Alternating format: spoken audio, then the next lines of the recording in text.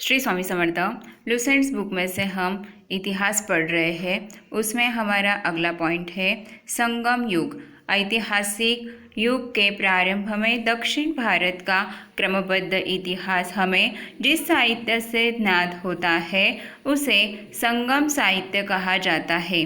संगम शब्द का अर्थ परिषद अथवा गोष्ठी होता है, जिनमें तमिल कवि एवं विद्वान एकत्र होते थे।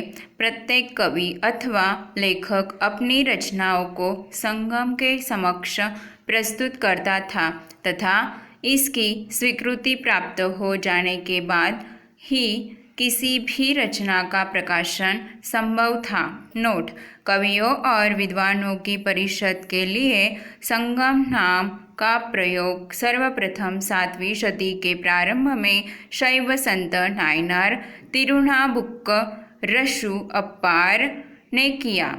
परंपरा के अनुसार अति प्राचीन समय में पांड्य राजाओं के संरक्षण में कुल 3 संगम आयोजित किए गए।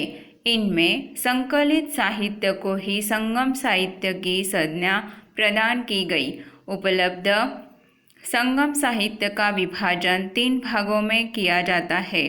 पहला पथ्युपात्तु, दूसरा इत्थुक्थोक्कै तथा तीसरा पादीनेन